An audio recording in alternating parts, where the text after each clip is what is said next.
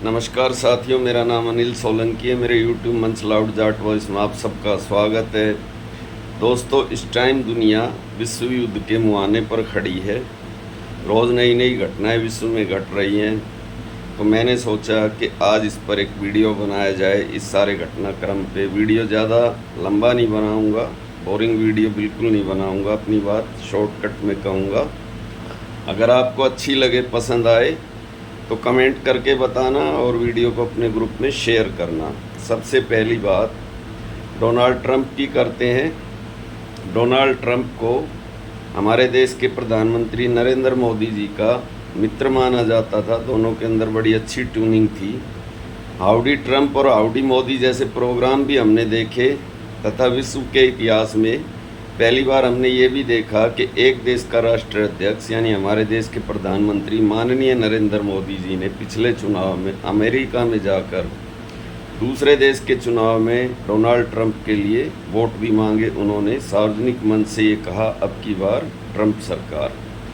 यहीं पर बात ख़त्म नहीं हुई। हमारे देश के अंदर डोनाल्ड ट्रंप की जीत के लिए यज्ञ भी हुए, हवन भी हुए। कुछ हिंदूवादी संगठनों ने ये दावा किया कि डोनाल्ड ट्रंप इस्लामिक आतंकवाद की लगाम कसने के लिए जाने जाते हैं, और इस दुनिया में अगर शांति चाहिए, इस्लामिक आतंकवाद से मुक्ति चाहिए, तो डोनाल्ड ट्रंप का जीतना बहुत ही ज़रूरी है।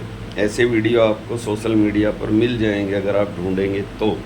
अब क्या हो रहा है? अब हो ये रहा है कि डोनाल्ड ट्रंप ने जनरल मुनीर, जो कि एक अनपढ़ आदमी है, जो मदरसे के अंदर पढ़ा लिखा है, और अभी जो भारत पाकिस्तान के बीच में झड़प हुई, उस झड़प के बाद जिसको पाकिस्तान ने फील्ड मार्शल बना दिया, उसकी प्रमोशन कर दी है, और जिस आदमी का ऑन रिकॉर्ड ये बयान है जो ये कहता है कि हिंदुओं के साथ हम कभी भी एक नहीं रह सकते, यानी खुल्लम खुल्ला उसने सांप्रदायिक बयान दिया। एक ऐसे पद पर रहते हुए, एक जिम्मेदारी वाला पद होता है आर्मी का जनरल होना, और उन्होंने ये कहा जो भाषा ये कायदे आजम जिन्ना बोलता था, वो भाषा उसने बोली कि हम और हिंदू दो अलग अलग सभ्यताएं हैं और हमारा हिंदुओं के साथ कभी भी भाईचारा या तालमेल नहीं हो सकता।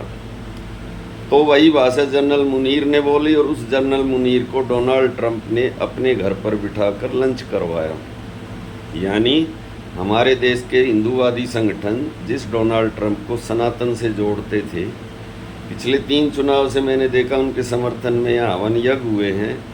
वो एक ऐसे आतंकवादी को अपने घर में लंच करवा रहा है जो कि भारत को 1000 घाव देने की बात करता है। तो अब इसके बारे में आप लोग क्या कहेंगे, ज़रा सोचिए। और ये भी दुनिया की पहली ऐसी घटना है कि एक देश का राष्ट्राध्यक्ष दूसरे देश के आर्मी के जनरल को अपने देश में बुला के लंच करवा रहा है। और फिर बात यहीं पर नहीं रुकती। हमारे देश के प्रधानमंत्री नरेंद्र मोदी जी ने ये दावा किया कि जब मैं कनाडा के अंदर था G7 के अंदर, तो डोनाल्ड ट्रंप ने मुझे फ़ोन करके लंच के लिए बुलाया। यानी डोनाल्ड ट्रंप असीम मुनीर के साथ नरेंद्र मोदी जी को बिठाकर लंच करवाना चाहते थे, दोनों को इक्वल करना चाहते थे।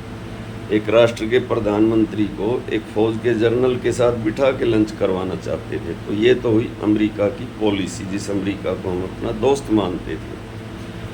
ये भारतीय जनता पार्टी की सत्ता आने के बाद हमारे देश की जो विदेश नीति है, उसमें ये अमूलचूल परिवर्तन हुआ है कि हम अमेरिका के बहुत ज़्यादा नज़दीक चले गए थे, और इसलिए हमने इस चक्कर में हमने अपने पुराने दोस्त रूस से भी अपने संबंध बिगाड़ लिए थे, जो हमारा सुख और दुख का साथी था।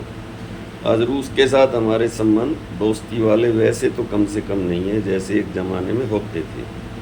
अब बात करते हैं कि आज दुनिया में जो हो रहा है उसमें भारत को कहाँ खड़ा होना चाहिए, भारत की क्या पोजीशन होनी चाहिए इस मामले में। आज दुनिया के हालात बेहद ही नाजुक हैं। जो इजराइल की दादागिरी थी मध्य एशिया में, हमने तो जब से देखा है, सुना है, चीज़ों को समझा है, हमको तो ये लगता था कि इजराइल एक ऐसी शक्ति है जो कहीं भी दुनिया के किसी भी कोने में जाकर किसी की भी अकड़ निकाल सकता है, तथा उसका जो एयर डिफेंस सिस्टम डोम है उसको परिंदा भी पार नहीं कर सकता। लेकिन हम देख रहे हैं कि जब से उसने ईरान पर हमला किया है, उसके सारे दावे और उसका जो एक ओरा बना हुआ था वो सारा ध्वस्त हो गया है।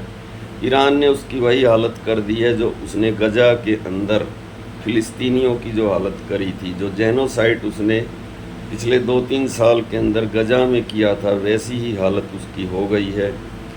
इज़राइल की जो राजधानी तेल अवीव है, इसके अलावा हाइफा है, यरूशलेम है, वो पूरी तरीके से खंडर बन चुका है और ईरान लगातार उस पर बैलिस्टिक मिसाइलें दाग रहा है, रुकने का नाम नहीं ले रहा है। और इस लड़ाई की शुरुआत इज़राइल के द्वारा हुई थी। इज़राइल ने पहल करके ईरान पर हमला किया था। अब उसके बाद क्या हुआ? उसके बाद हुआ ये कि इस युद्ध में अमेरिका भी कूद गया और अमेरिका ने ये दावा किया है कि ईरान के परमाणु ठिकानों को हमने ध्वस्त कर दिया। अब इसकी सच्चाई क्या है? क्या ये इस बात सच है कि ईरान परमाणु बम बना रहा है? क्या ये बात सच है कि ईरान के पास अगर परमाणु बम आ गया तो वो आतंकवादी संगठनों को परमाणु बम दे देगा? क्या ये बात सच है कि ईरान परमाणु बम बनते ही इज़राइल के लिए खतरा बन सकता था? ऐसा सुनते हैं कि ईरान के पास 4 टन यूरेनियम है, उसमें से उसने 70% को संवर्धन कर लिया, यानी शुद्ध कर लिया है। 100% जब संवर्धन हो जाएगा तो परमाणु बम बनाने की स्थिति में आ जाएगा। लेकिन जो परमाणु नियंत्रण समिति है उस पर उसने साइन कर रखे हैं ईरान ने, जबकि इज़राइल के पास परमाणु बम है, उसने वहाँ पे साइन नहीं कर रखे हैं। तो जो परमाणु नियंत्रण समिति है दुनिया की, उसका ये दावा है कि ईरान के पास परमाणु बम नहीं है। ईरान जो यूरेनियम उसके पास है वो उसको शांति के लिए उपयोग करना चाहता है, बिजली ऊर्जा बनाने के लिए उपयोग करना चाहता है। अभी एक ताज़ा घटनाक्रम और हुआ है। जो आतंकवाद निरोधक समिति है, जो आतंकवाद को रोकने के लिए बनाई गई है, उसका उपाध्यक्ष अमेरिका ने पाकिस्तान को बना दिया है, यानी भेड़िए के हाथ में उसकी कमान सौंप दी है कि भाई भेड़िया अब जो शाकाहारी जानवर जंगल में होते हैं उनकी रक्षा भेड़िया करेगा। एक सच्चाई ये भी है।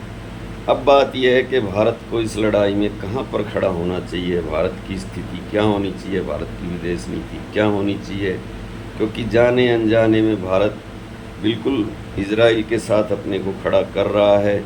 ये बात कहाँ तक ठीक है? कुछ लोग इसको हिंदू मुस्लिम के एंगल से भी देखेंगे और हो सकता है कि मेरे वीडियो में आकर कमेंट करें और ऐसा मेरे को बोलें कि आप ज़रूरत से ज़्यादा मुस्लिम प्रस्त आदमी हो। लेकिन सच्चाई को आदमी को धरातल पे परखना चाहिए कि ये जो अभी दुनिया जो बट गई है, जिस हिसाब से आज ईरान के साथ रूस, चीन और